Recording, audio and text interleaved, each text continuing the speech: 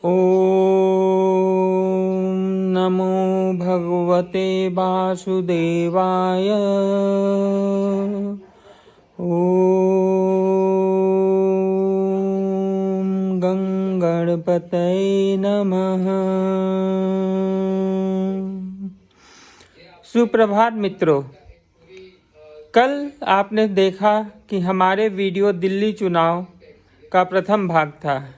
दिल्ली चुनाव देश की राजधानी दिल्ली में होने वाला विधानसभा की चुनाव अत्यंत ही महत्वपूर्ण है, क्योंकि इस समय पूरे विश्व पटल में सबसे तेज और धूर्त तथा पूरी तरह से अपने कथनी और करनी में जमीन आसमान का अंतर रखने वाला एक तरफ सीएम है और दूसरी तरफ भोली भाली जनता, जो उसके लोक लुभावने तरह तरह के नए नए वादों से प्रेरित होकर क्या उसे वोट देती है या वास्तविकता को ज्ञान में रखते हुए अपने विवेक का उपयोग करते हुए सही जगह पे वोट देती है।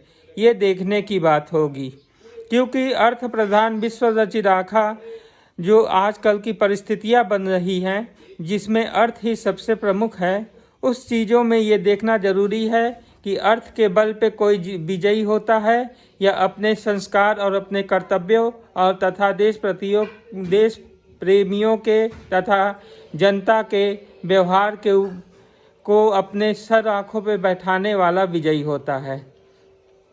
वैसे तो दिल्ली चुनाव के आते ही दूसरे दिन ही केजरीवाल जी अपने ग्रंथियों तथा पंडितों के लिए खजाने के मुख खोल दिए, जिसमें वो 18,000 रुपये प्रति माह देने का वादा किए। साथ ही साथ उन्होंने वक्फ बोर्ड के अगेंस्ट में हिंदुओं को एकजुट करते हुए हिंदू वोटर्स को अपनी तरफ आकर्षित करने के लिए उन्होंने हिंदू बोर्ड बनाने का भी आह्वान किया तथा साधु संतों इत्यादियों को अपने मंच पे लाकर उन्हें कालनेमी की तरह खूब अच्छी तरह से अपने तरफ एकत्र करने के लिए नए नए लुभावने वादे भी किए। वैसे जैसे हमने कालनेमी का नाम आपको लिया, तो कालनेमी के विषय में भी बता दें।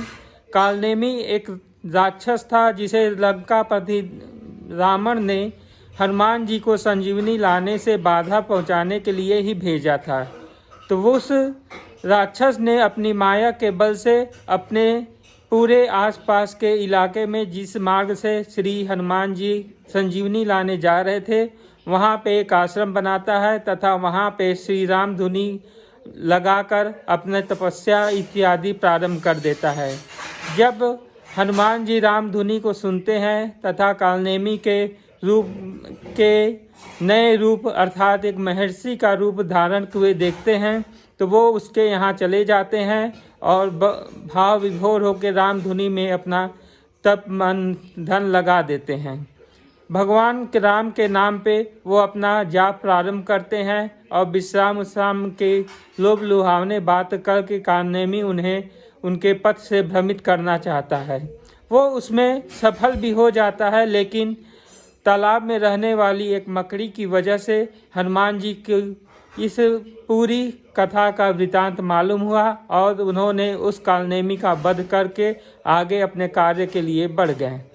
ठीक उसी तरह सदा हिंदुओं से नफरत करने वाले, सदा हिंदू और सनातन धर्म को नीचा दिखाने के लिए कोई भी कोर कसर न छोड़ने वाले इस केजरीवाल जी ने भी वही प्रारंभ किया। जो रामलला के दर्शन के लिए अयोध्या न जा सका, इतने सदियों के बाद बने हुए राम मंदिर के दर्शन करने न जा सका, यहाँ तक कि हिंदुओं के लिए आज कोई भी एक भी कर्तव्य पूर्ण रूप से स्वच्छता पूर्वक नहीं किया। आज वो हिंदू मई हो गया और चारों तरफ हनुमान चालीसा, रामायण इत्यादियों का गुणगान कर रहा है। इस तरह की परिस्थितियों से बचते हुए मैं दिल्ली के जनता से आह्वान करता हूँ कि इस तरह हमारे बीच में जितने भी पाखंडी इत्यादि बैठे हुए हैं, कृपया करके उन लोगों से अपने आप को बचाएं, क्योंकि ये वही लोग हैं जो देश की सुरक्षा, देश की समृद्धि और देश के विकास में हमेशा बाधक बने रहे हैं, जो केवल मात्र अपना स्वार्थ सिद्धि में ही लगे रहते हैं। कोरोना काल हो या किसी भी तरह की आपदा हो, चाहे वो क्षणिक हो या बहुत लंबी हो, ये अपना गिरगिट जैसा रंग दिखाते रहते हैं और अपने कर्तव्य मुख से हमेशा दूर रहते हैं। हर साल पराली के कारण दिल्ली में जो प्रदूषण फैलता है, जिसका दोष वो पराली पे देते हैं, वो वास्तविक में उनके द्वारा किए गए कुकर्मों का ही फल है। क्योंकि पराली आज से नहीं सदियों से जलाई जाती है, दिवाली आज से नहीं सदियों से मनाई जाती थी, लेकिन उससे इतना प्रदूषण नहीं होता था जितना कि आज तक के भौतिक विचारधारा और भौतिक सुख को प्राप्त करने वाले अपने जीवन में लाकर इसको दूषित कर रहे हैं। पूरे वातावरण को दूषित करने वाले ये सभी लोग भूल जाते हैं कि आप कितना भी प्रयास कर लो, आपकी गंदगी आपके ऊपर ही आएगा। इसलिए इन लोगों को अपने कर्तव्य और अपने पंथ को ठीक करना चाहिए, लेकिन ये कर्तव्य पथ इनका मात्र एक ही है, सत्ता पे काबिज रहना और सुख शांति और ऐश्वर्य को हमेशा अपने आप में बनाए रखना। अपने जीवन में केवल ऐश्वर्य की प्राप्ति करना ही इनका मूल उद्देश्य है।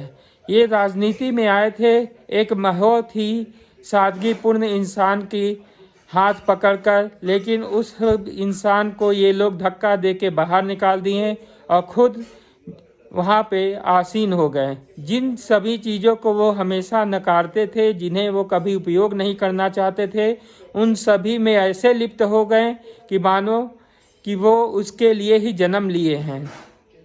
ये इनकी कथनी और करनी में सबसे बड़ी गलती है। और जनता ये भी देखे कि ये जितने लोग लुभावने सामान देना चाहते हैं, क्या वास्तविकता में इनको देने की क्षमता है उतनी? क्या इनके पास इतना धन है? यदि है तो वो धन पहले क्यों नहीं उपयोग किए? आज इलेक्शन के समय ही इन धनों का उपयोग कैसे करने में इनके पास क्षमता आ जाती है। ये एक लुभावना अवसर है जिसे ये आप लोगों को देंगे और फिर 5 सालों तक आपका भरपूर शोषण करेंगे। जय हिंद, वंदे मातरम।